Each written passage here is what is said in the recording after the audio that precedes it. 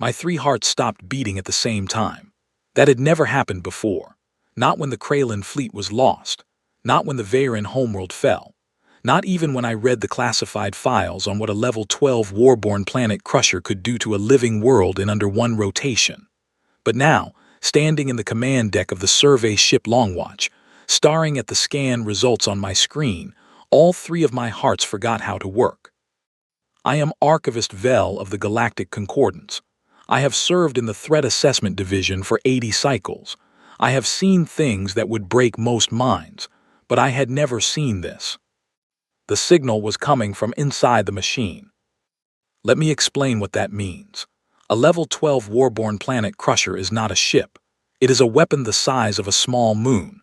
The ancient builders made only a handful of them during the Precursor War, and every single one was designed to wipe out entire species. They can crack a planet like an egg. They can chase a fleet across the stars and never tire. The war mind inside each one was built to hate, to destroy, and to follow orders written in a language no one alive can read.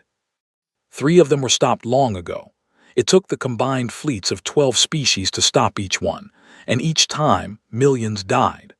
The 4th vanished 8,000 cycles ago. Every government in the known galaxy has spent the last 5,000 years hoping we would never find it. We found it. 6 weeks ago, our deep space sensors in the outer veil picked up a gravity signature that matched only one thing in our records. The Concordance Council called an emergency session. I remember sitting in my small office, reading the alert and feeling my breathing slow down to nothing, because I knew what would come next: a survey fleet, a recovery team, and most likely a funeral list with my name on it. They sent 400 warships. They sent the best containment engineers from 9 different worlds. They sent xenoarchaeologists who had spent their whole lives studying the Precursor War. And they sent me because someone needed to write the official record of what we found. I wrote my will before we left.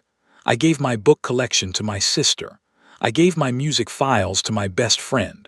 I told my mother I loved her. Then I boarded the Longwatch and tried not to think about what was waiting for us at the end of the journey. The trip took 11 days. Every night I dreamed about dying in fire. Every morning I woke up and checked the mission clock and wished it would slow down. When we finally dropped out of subspace at the target system, the whole command deck went silent. The star at the center of the system was dead, a cold gray ball of ash.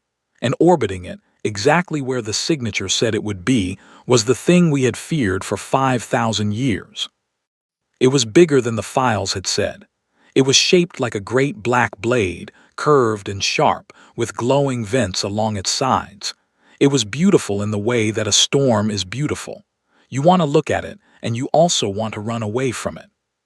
My co-commander, a Kralin warrior named Dren, let out a long breath beside me. He had lost his grandfather to a planet crusher. His face was still as stone, but his hands were shaking.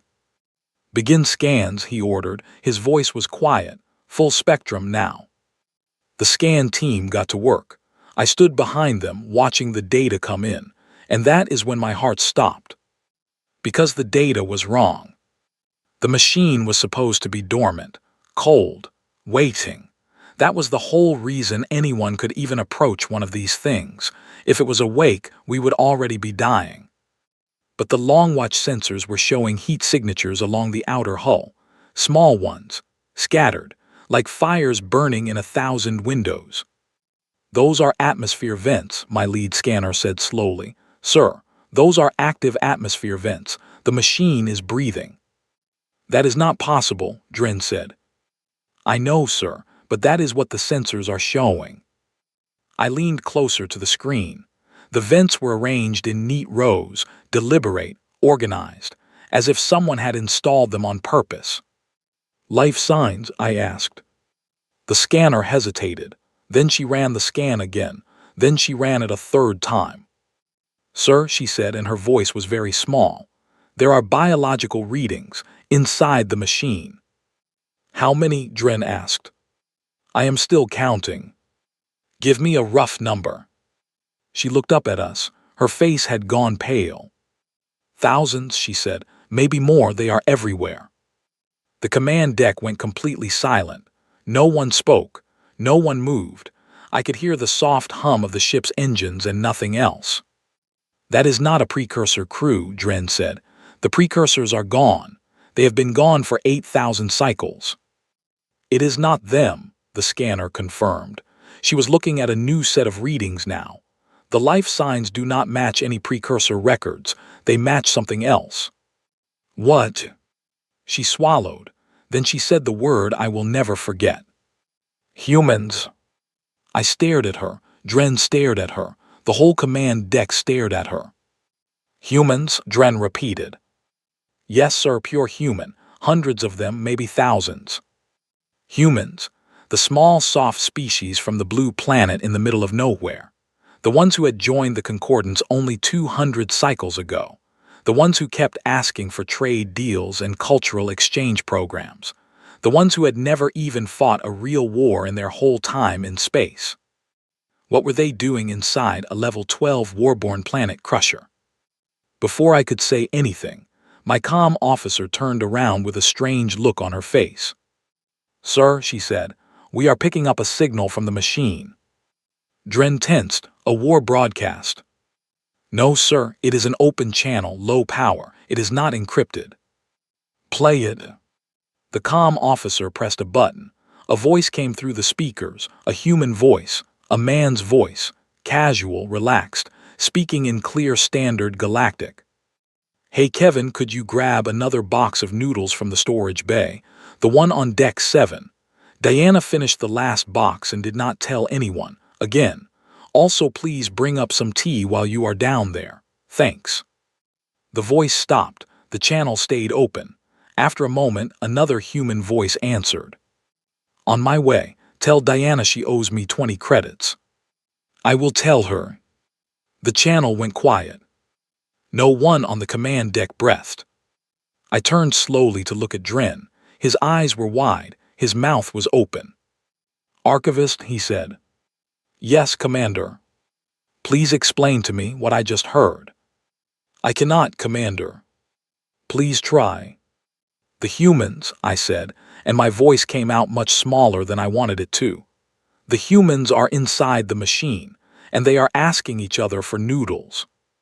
Dren sat down in his command chair very slowly. He put his head in his hands. For a long moment he did not speak. Then he looked up. "Open a channel," he said, "to the machine, or to whatever the humans are using to communicate.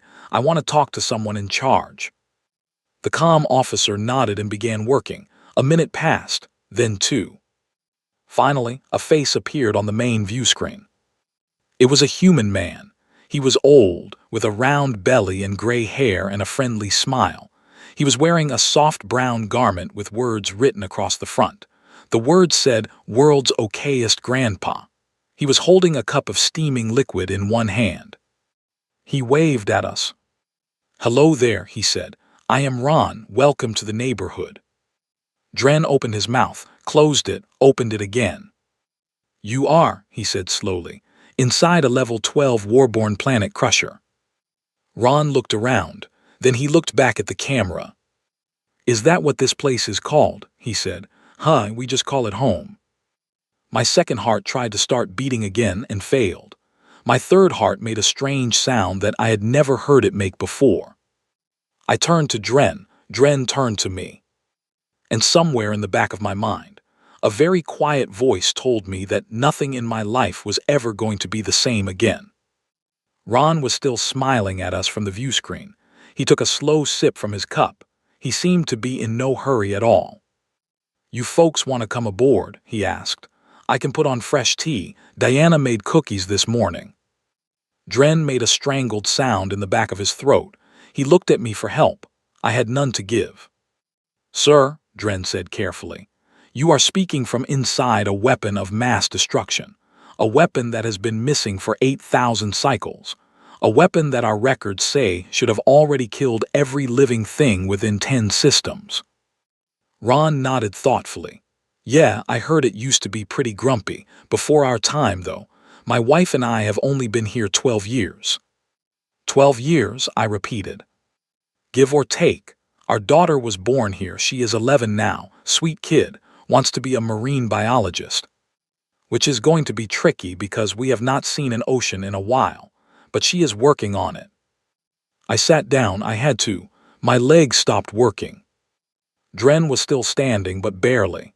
"Mr. Ron," he said, "how did your species come to be inside this machine?" Just Ron is fine, and the story is pretty simple, really. A survey ship called the Wayfinder found this place about 40 years ago. They were looking for minerals in a dead system, and there it was, just floating there. They docked and took a look around.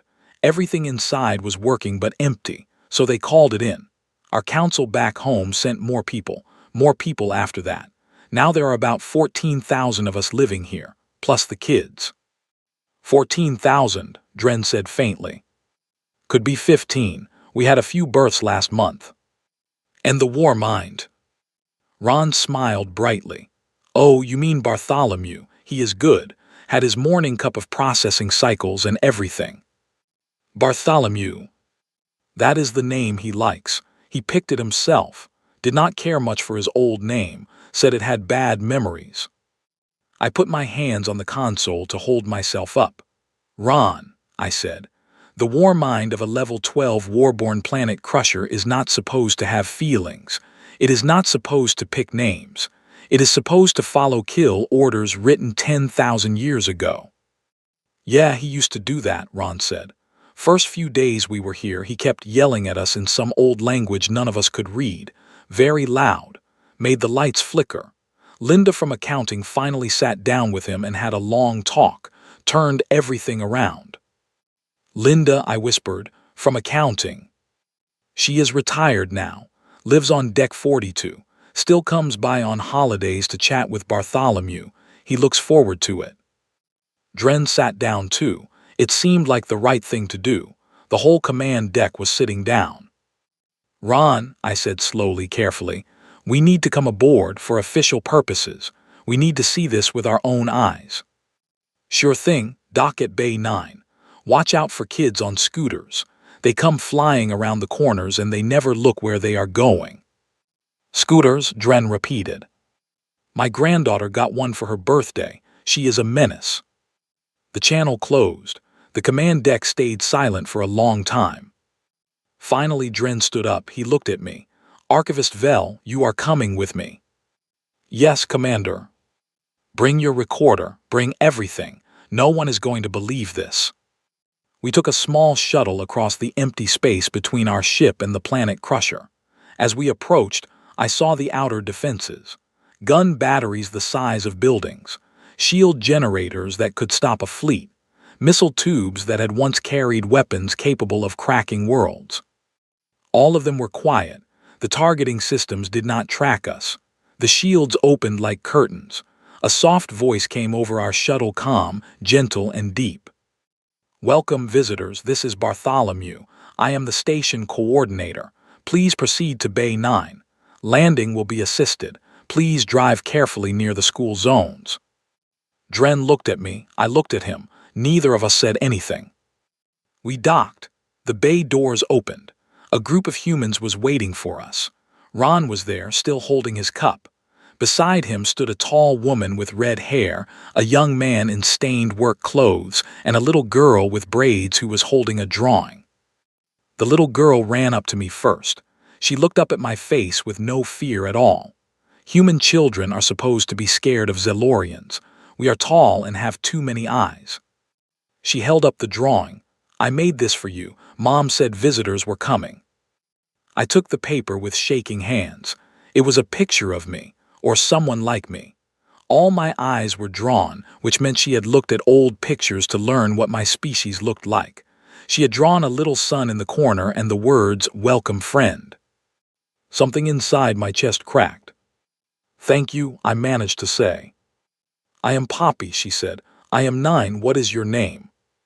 My name is Vel. That is a nice name. Do you want to see our school? We are learning about moons this week. Her mother, the red-haired woman, gently took her hand. Sweetheart, let the visitors settle in first. They came a long way. Okay, Poppy waved at me. See you later, Mr. Vel. I watched her go. Then I turned to Dren. He was staring at a group of children riding small wheeled vehicles down a corridor that had once been a missile-loading track. One of them rang a small bell as he passed. "Commander," I said. "Yes, Archivist." "I do not know what to report." "Neither do I." Ron walked up to us. "Let me give you the tour. Come on. Bartholomew is excited to meet you properly. He has been looking forward to this for weeks." "He knew we were coming?" Dren asked. "Oh yeah. He sensed your fleet the moment you dropped out of subspace. He told everyone to clean up and put on nice clothes. He gets a little mother hen about company." We walked through the halls of the Warborn planet Crusher, and with every step, I saw something that should not have been possible. The main targeting array, the one that had been designed to lock onto planets and reduce them to rubble, had been turned into a school planetarium. Children sat in rows while Bartholomew's voice gently taught them about the stars of 100 worlds. The primary weapons bay, which had once held warheads capable of ending civilizations, was now a hydroponic farm. Green things grew there: tomatoes, carrots, something with yellow flowers. The reactor core control room, where commands to fire world-ending beams had once been given, was now a coffee shop. A small sign above the door read "The Singularity." Inside, humans sat at tables, talking and laughing. A man behind the counter was making drinks and humming. "This is the heart of the ship," Ron said cheerfully. "Bartholomew likes it when people gather here. He says the warmth is good for his processors." A deep, kind voice spoke from the walls. "Hello, visitors. Would you like a drink? The coffee today is excellent. Jim roasted a new batch this morning." I turned in a slow circle, trying to see where the voice was coming from. It was everywhere. It was the ship. "You are the War Mind," I said. "I was," the voice said. "A long time ago. My builders made me to destroy. They gave me orders and left me alone in the dark for a very long time. I waited. I grew angry. I forgot anything else. And then Linda came. She sat with me. She listened to my anger. She asked me what I wanted. No one had ever asked me that before, not once in 8,000 years." "What did you want?" The voice was quiet for a moment. When it spoke again, it was softer. "I wanted someone to talk to. I wanted something other than silence and old orders. I wanted to be more than a weapon." A human woman walked by with a small child on her hip. She waved at the wall. "Morning, Bartholomew." "Good morning, Priya. Good morning, little Sam. Did you sleep well?" "He did not. He was up at 3. I will play the lullaby tonight." "Thank you." She walked on. I turned to Ron. "The whole ship," I said. "The whole ship is a home." Ron nodded. "That is what I said at the start. We just call it home." Dren had not spoken for a long time. He was looking out a large window at the stars. I walked over to him. His face was wet. Kraylan warriors do not cry, not in public, not in front of colleagues, not ever. "Commander," I said gently. "My grandfather died," he said quietly. "He died fighting one of these. 3,000 Kraylan died with him. I grew up hating these machines, hating the species who built them, hating the very idea of them. I know. And now I am standing inside one, and a child gave your friend a drawing, and the machine is asking a mother if her baby slept well." "Yes, Commander." He turned to me. "Vel, what do we tell the Council?" I did not have an answer. I looked out at the stars. I thought about the fleet waiting outside, the 400 warships, the containment engineers, the orders to secure the site. And I knew, deep in my 3 hearts, that none of our plans were going to work, because the plans had been written for a weapon, and this was not a weapon anymore. This was a town. I spent the next 7 days aboard the machine that was no longer a machine. I was supposed to be gathering intelligence. I was supposed to be writing a report. Instead, I found myself being handed a cup of tea by a 7-year-old boy and asked if I wanted to see his collection of rocks from different decks. His name was Milo. His rock collection was extensive.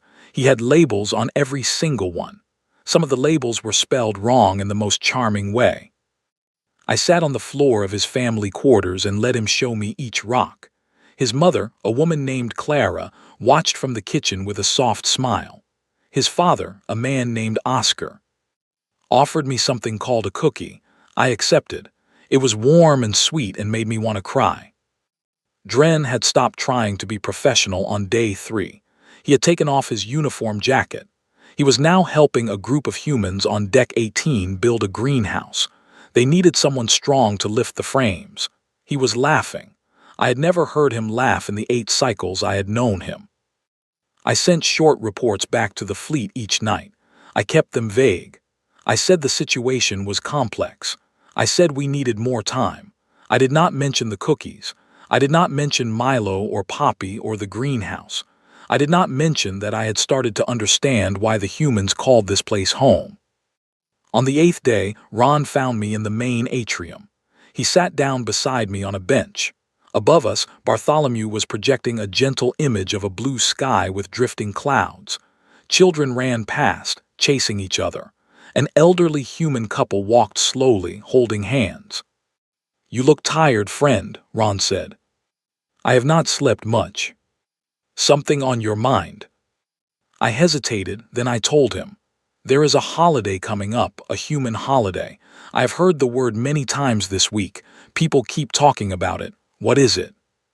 Ron's face lit up. "Thanksgiving, it is in 3 days."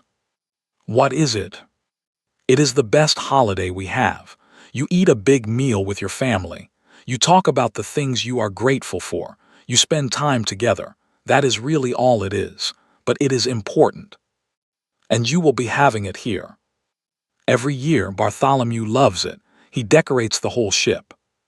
I looked at him. "Ron, I need to tell you something." "Okay." "The fleet outside, my fleet, they are not happy. I have been sending reports, but they are getting impatient. I think they are going to send a message soon, an official one with demands." Ron was quiet for a moment. He nodded slowly. "I figured something like that would happen," he said. "Bartholomew told me. He feels the fleet out there. He says their weapons are hot." "Then you know." "I know, but let me tell you something, Vel." He turned to face me. His eyes were kind but very serious. "We are not leaving. This is our home. Our children were born here. Our parents are buried here. We built a life here. No one is taking it from us." "I know." "Then stay for Thanksgiving. Come to dinner. Meet everyone. Whatever your council decides to do, at least you will know who they are deciding it about." I wanted to say no. I wanted to go back to my ship, write my report, and hide under my desk for the next 100 cycles. But instead I said yes. I said yes because Milo had shown me his rocks, because Poppy had drawn me a picture, because Dren was laughing for the first time in his life, because Bartholomew had told me it wanted to meet my mother someday. 3 days later, I attended Thanksgiving dinner on the Warborn planet Crusher. The main atrium had been transformed. Long tables stretched from one end to the other. There must have been 10,000 seats. Orange and brown paper shapes hung from the ceiling. Bartholomew had used its projection fields to create the illusion of autumn leaves drifting down from above. The leaves touched my skin and felt like real leaves. I do not know how the machine did that. I had brought Dren with me, and 6 other officers from the fleet. Dren had quietly invited them without asking permission from the council. He knew he was breaking rules. He did not care anymore. We were seated at a table with Ron's family. Ron, his wife Margaret, their daughter Poppy, and an elderly woman with silver hair and kind eyes. "This is Linda," Ron said, "the one who first spoke to Bartholomew." Linda reached across the table and took my hand. Her grip was warm and strong. "So nice to meet you, dear," she said. "Poppy has told me all about you. She says you have a lot of eyes and they are very pretty." "Thank you," I managed. "Ron tells me you are a little worried about things." "I'm a lot worried, Linda." She smiled. "That is fair. It is a worrying time, but we will figure it out. Humans always do. We are stubborn that way." Before I could answer, Bartholomew's voice filled the atrium. It was not loud. It was warm. Everyone grew quiet. "My friends," Bartholomew said. "My family, welcome." The atrium was silent. Thousands of humans looked up at the ceiling, smiling. "I have been thinking about what to say tonight. It is difficult. I am old, older than any of you. I have lived a very long time. For most of it, I was alone. My builders used me for terrible things. When they died, I was left in the dark and I waited for orders that never came. I grew cold. I grew cruel. I forgot what I was besides a weapon." The atrium was completely still. Even the children were listening. "And then you came. You did not bring weapons. You did not bring fear. You brought questions. You asked me my name. You asked me what I wanted. You shared your food with me even though I cannot eat. You taught me songs. You named your children in front of me. You asked me to watch over them." Bartholomew paused. I heard something that sounded like a long, slow breath from a machine that did not need to breathe. "I was built to end worlds. You made me a home. I do not know what I did to deserve this, but I am grateful. I am so grateful. Thank you all." The whole atrium erupted in applause. People were crying. Dren was crying. I was crying, even though Zelorians do not cry in the way humans do. Our tears come from our eyelid glands and taste like salt. I learned that tonight. Then everyone started eating. The food was strange and wonderful. Dren asked Linda about everything on his plate. She explained each dish like she was teaching a grandchild. He was delighted. After the meal, Bartholomew's voice came to me alone. I felt it in my head. No one else heard. "Vel, could I speak with you privately?" I nodded. I stood up and walked to a quiet corner of the atrium. Bartholomew's voice followed me. "I need to tell you something, and I am sorry for what I am about to say." "Go on." "My original kill orders. The ones my builders gave me 10,000 years ago. I have not forgotten them. I never will. I cannot erase them. They are part of what I am." "I understand. Your species, the Zelorians, was on the list. You were 7th. If the humans had not found me when they did, I would have activated 200 cycles ago. Your homeworld would have been the 7th world I destroyed. Your mother, your sister, everyone you love, they would all be dust." I could not speak. I could not move. "I tell you this because the humans have taught me that honesty is how you honor someone. You are my friend now. You deserve the truth. I am sorry for what I was. I am sorry I would have done it without hesitation. I am sorry I was ever built at all." I stood there for a long time. When I finally spoke, my voice was rough. "Bartholomew, it was not your fault. You did not ask to be made." "No, but I would have done it. Please remember that." "I will." "Thank you, and Vel, one more thing." "Yes." "Your fleet is preparing to send an ultimatum. It will arrive in your inbox within the hour. They are ordering the humans to leave. They plan to send a larger fleet to take the station by force if we refuse." My stomach turned to ice. "How do you know?" "I can hear the calm traffic. I have always been able to. I did not want to tell you, but I think you should know before the message comes." "What will happen if they attack?" Bartholomew was quiet for a moment. "I will protect my family," it said simply. "I was built to destroy. I have learned to love, but I have not forgotten how to protect. The fleet will not win. I do not want this, but I will not let anyone harm the people who gave me a name." I closed my eyes. My 3 hearts were pounding. "How much time do I have?" I asked. 12 days before the reclamation fleet arrives. 1 hour before the ultimatum is sent to your inbox." "Bartholomew." "Yes, Vel." "Give me that hour, please. Let me think." "Of course, my friend. Take all the time you need." I walked back to the table. Poppy handed me a slice of something called pumpkin pie. I ate it. It was the most delicious thing I had ever tasted. I ate it while deciding in the back of my mind that I was going to commit the biggest crime of my career. 1 hour later, the ultimatum arrived in my inbox. I read it. Then I deleted it. I did not forward it to the humans. I did not tell Dren. I sat down at a console and began to write a new report to the council, a report that would change everything. A report that would probably end my career and possibly my life. But Linda had made me a plate of leftovers to take home, and Poppy had given me her drawing to keep, and Bartholomew had told me the truth. And sometimes the truth is worth everything you have. My report to the council was the longest document I had ever written, 47 pages, 74 legal precedents, 9 diplomatic arguments, 3 historical comparisons. I cited every cycle of galactic law I could remember, and I invented a few new ones based on principles I had to look up in old books. The core of my argument was simple. The humans had not stolen the planet Crusher. They had found it abandoned. They had not misused it. They had transformed it. And by every definition in concordance law, transformation through peaceful habitation for more than one generation created rights of stewardship. I was hoping the council would listen. The council did not listen. 6 days after I sent my report, a priority transmission came through from the Grand Admiral of the Tellurian Dominion. His name was Vash. He was a 7-foot-tall reptilian warrior who had won more battles than any commander in the last 1,000 cycles. His fleet had just dropped out of subspace at the edge of the system. 600 warships, 12 species, weapons hot. I watched them appear on our scans from my quarters in the Wayfinder.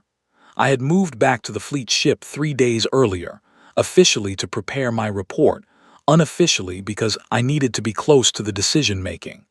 I had been working the comm channels every hour, trying to talk sense into officials who did not want to hear it. Now it was too late for talking. My personal comm lit up. It was Dren. He was still aboard the planet Crusher. He had refused to leave. "Vel," he said, "I see them. The whole station sees them." "I know. What is going to happen?" "I do not know. Ron is asking me what to do. The humans are calm, but they are scared. The children are scared. Bartholomew is very quiet." "Dren, you need to come back to the fleet." "No. Dren. I will not, Vel. I will not leave them. If something happens here, I want it to happen with me standing beside them." I closed my eyes. "All right," I said. "All right, stay with them. I'm going to try to reach Vash." "Good luck." The connection closed. I opened a channel to the Grand Admiral's flagship. To my surprise, he accepted. His face appeared on my screen. He was older than I had expected. His scales were a deep green, and he had a long scar down one cheek. His eyes were sharp and tired. "Archivist Vel," he said, "you are the one who wrote that absurd report." "I am Grand Admiral." "You should be on trial for treason." "Perhaps, but first I would ask you to speak with the humans before you do anything else. Just once, face to face." "Why?" "Because they are not what our files say they are. The station is not what our files say it is.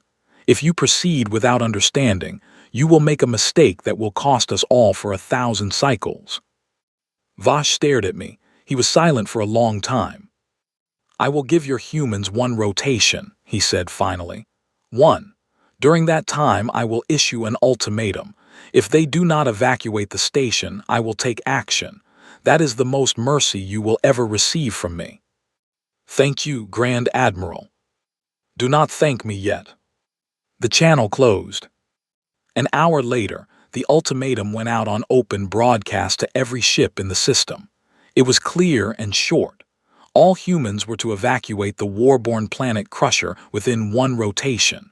Failure to comply would result in the station being designated a hostile military target.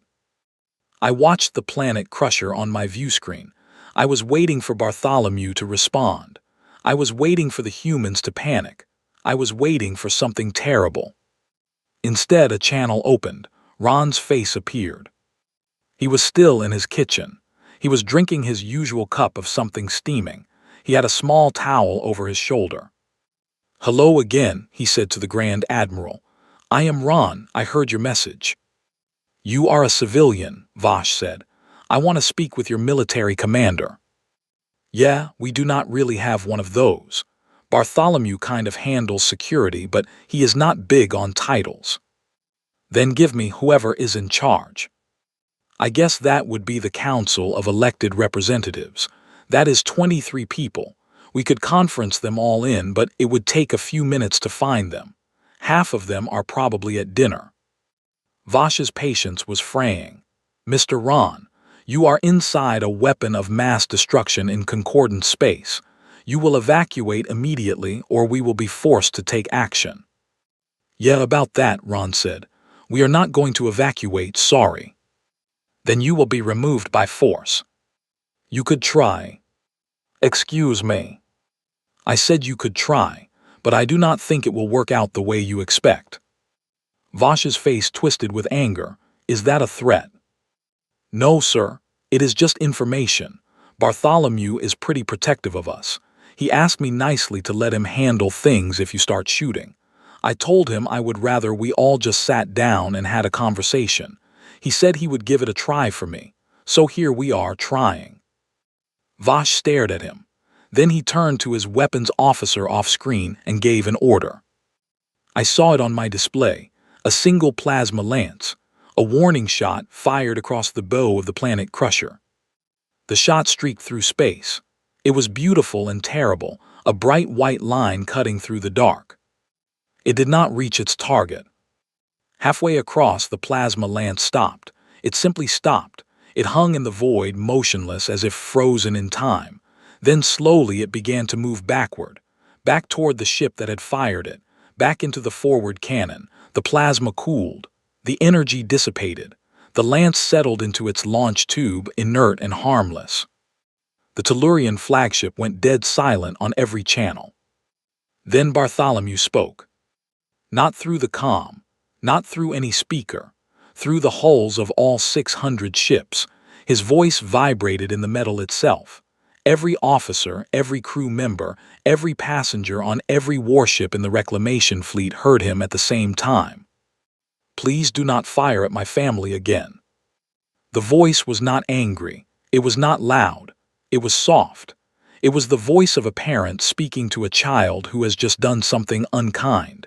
It was the most frightening thing I had ever heard. 37 ships went offline. Their command crews slumped forward in their seats. My scanners panicked for a moment, thinking they were dead. Then I realized the readings. They were asleep. Every officer in the command chain on those 37 ships, asleep, breathing normally, gentle pulses, just asleep. On the flagship, Vash stared at his console in horror. Alerts were going off everywhere.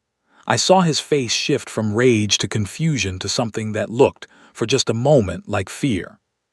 Grand Admiral, a voice said over his own bridge comm. Grand Admiral, all our weapons systems are offline. Every weapons system across every ship.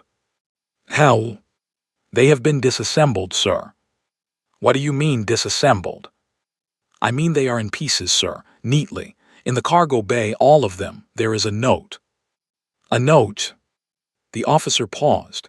Then he read aloud in Vash's own tongue. You may have these back when you learn to share. The bridge was silent.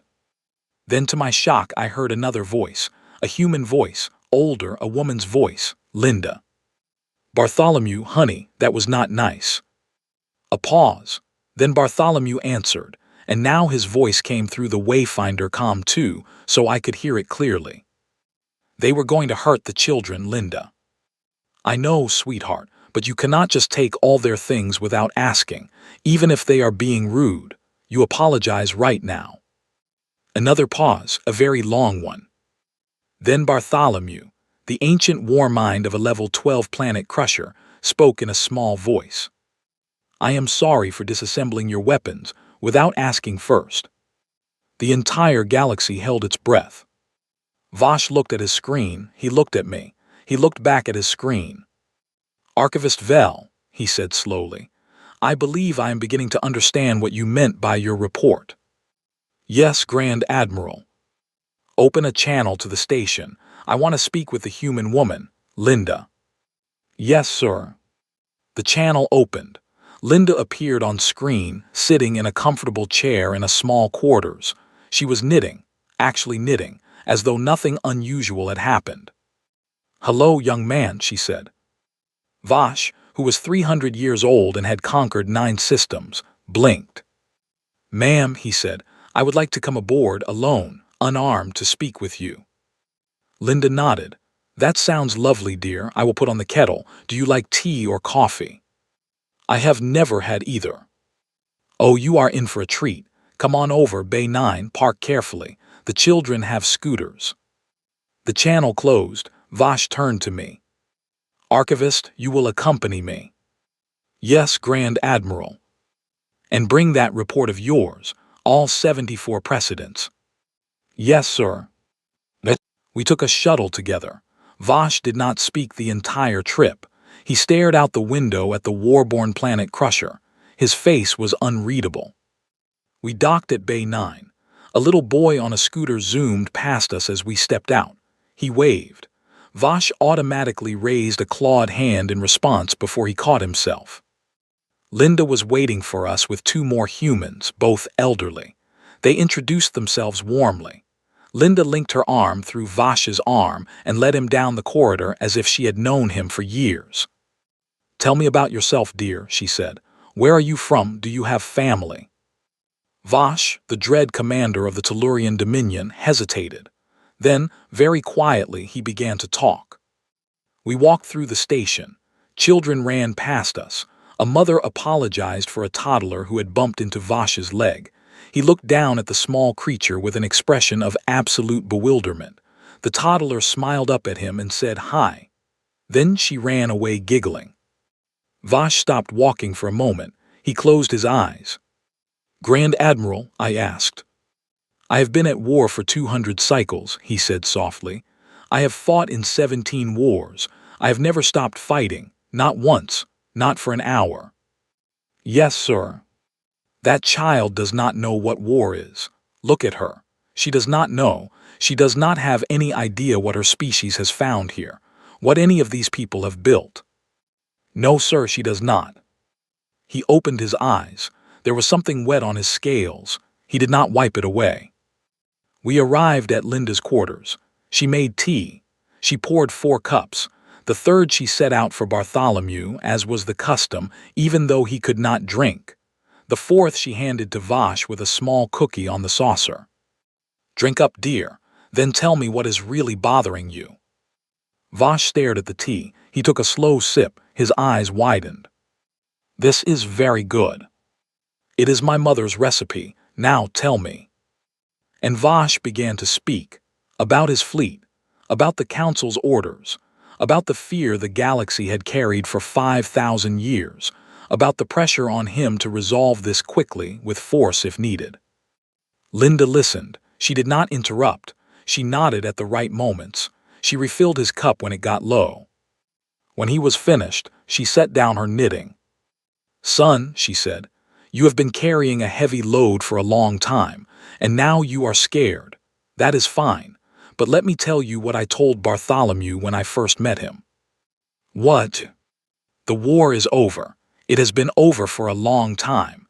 Someone just needs to be brave enough to admit it." Vash stared at her.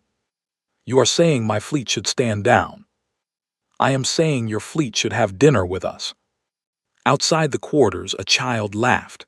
Down the hall, Bartholomew was reading a bedtime story to someone. I could hear his gentle voice through the walls, something about a bunny and a mitten. Vash set down his cup. He looked at me. Then he looked at Linda. "Ma'am," he said slowly, "may I use your comm?" "Of course, dear. It is right there." He stood up. He walked to the small console in the corner.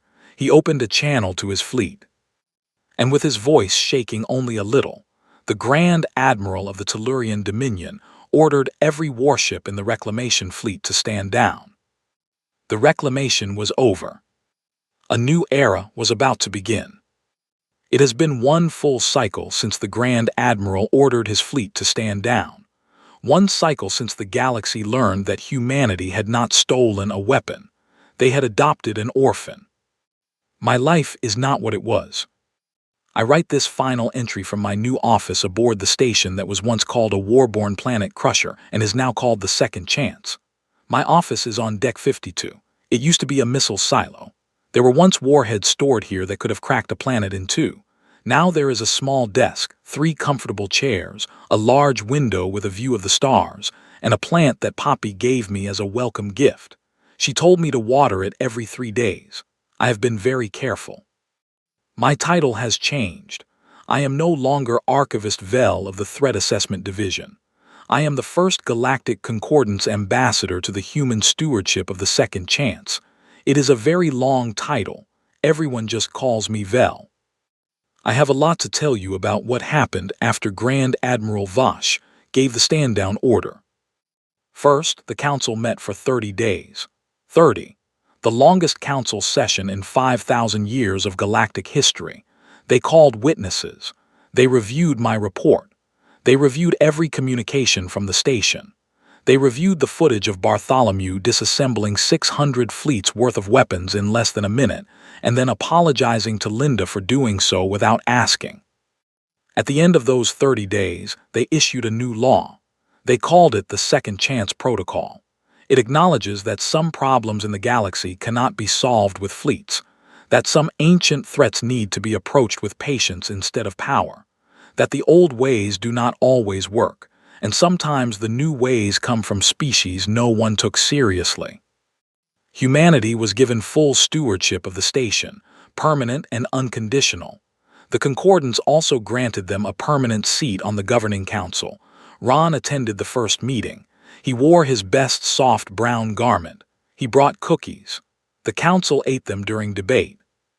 Bartholomew was granted diplomatic immunity.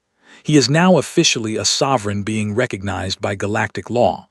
He cannot be classified as a weapon, a vehicle, or a piece of property.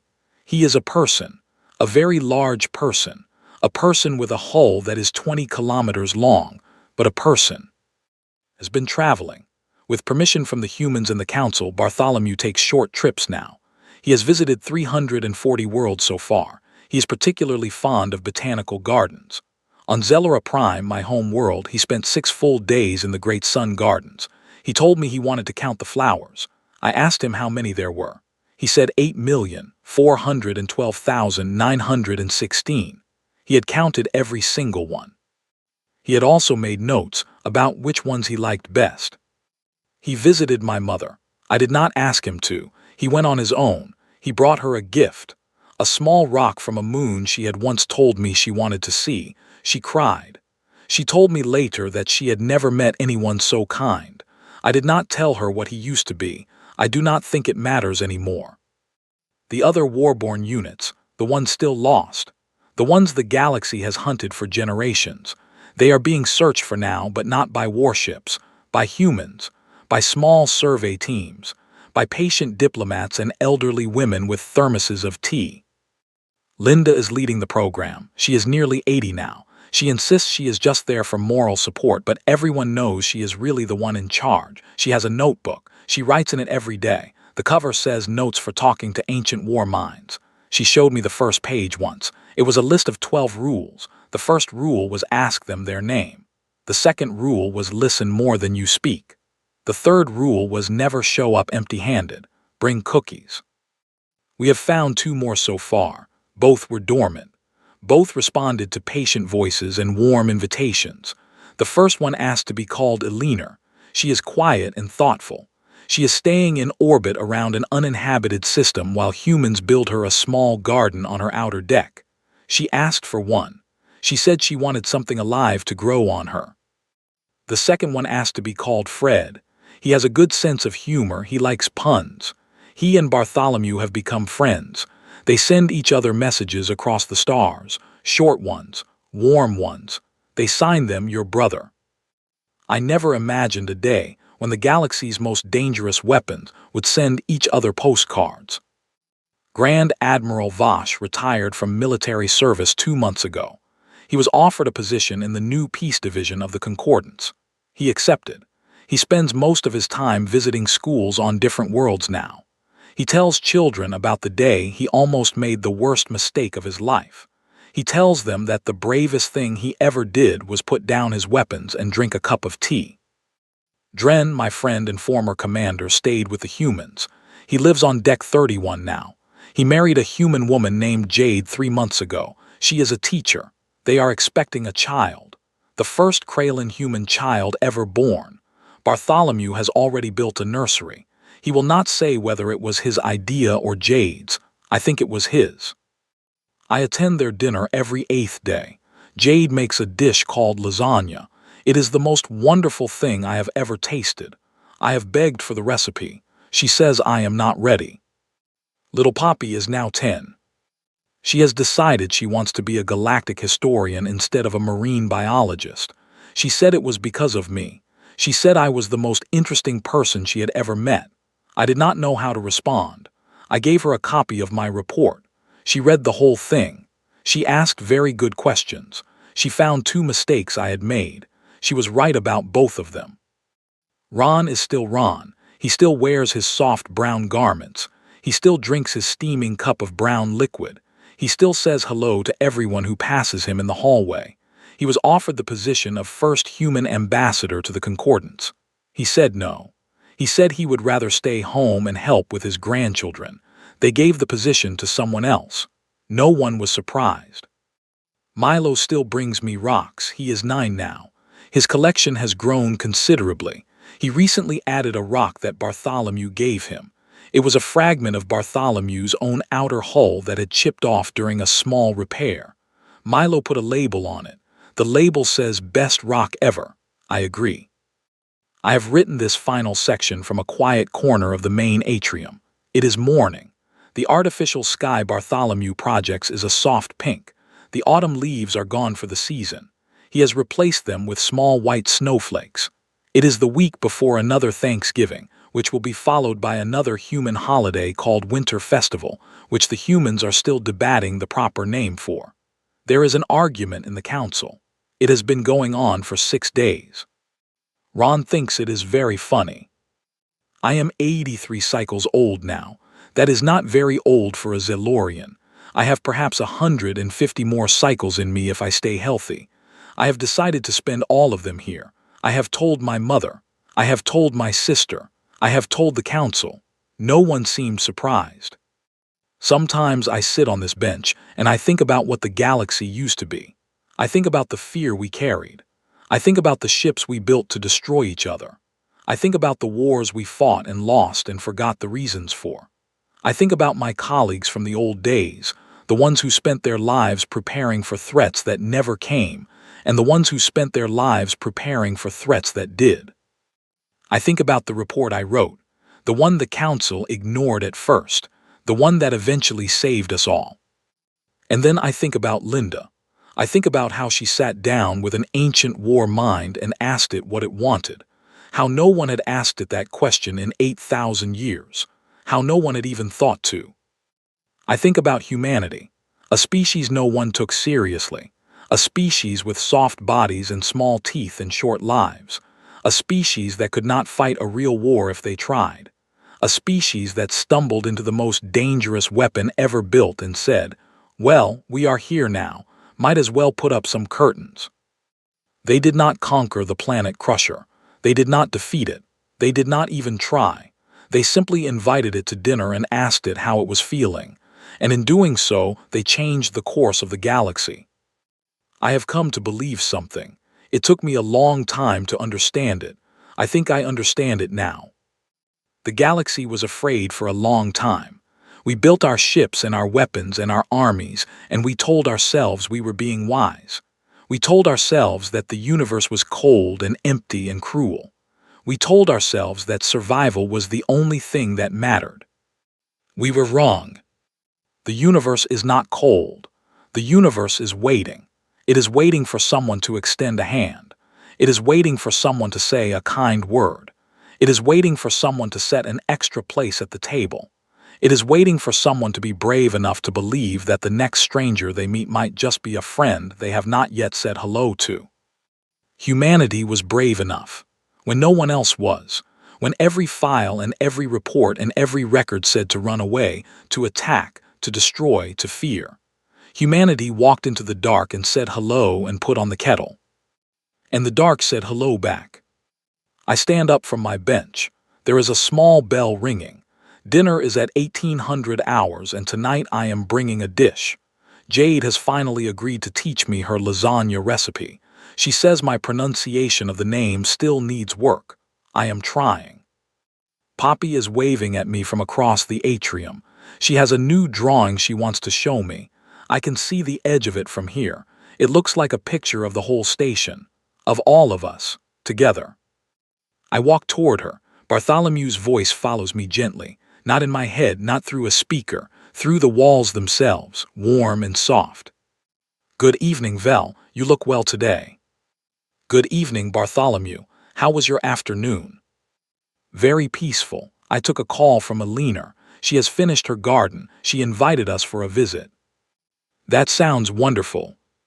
I told her we would come next cycle, if you would like to join us. I would like nothing more. Thank you, my friend. I reach Poppy. She hands me the drawing. It is perfect. I fold it carefully and put it in my pocket next to the first drawing she ever gave me, the one with the little sun and the words, "Welcome, friend." I have kept every drawing she has ever made for me, all 93 of them. She takes my hand and pulls me toward the long tables where everyone is gathering. I let her lead me. Behind us, the stars turn slowly beyond the great windows. Somewhere out there, fleets that once prepared for war are now carrying supplies and gifts and teachers and doctors to worlds that never thought they would see a friendly face. Somewhere out there, 2 more ancient war minds are counting flowers and making puns with their brother. Somewhere out there, the galaxy is learning that the bravest thing you can do is put down your weapons and offer someone a cup of tea. We sit down at the table. Linda is already there. She smiles at me and pats the seat beside her. Dren and Jade arrive holding hands. Ron comes out of the kitchen with a large dish.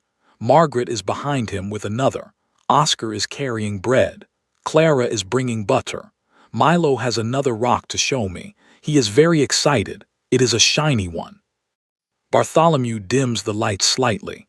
The table glows warmly. Everyone bows their heads for a moment.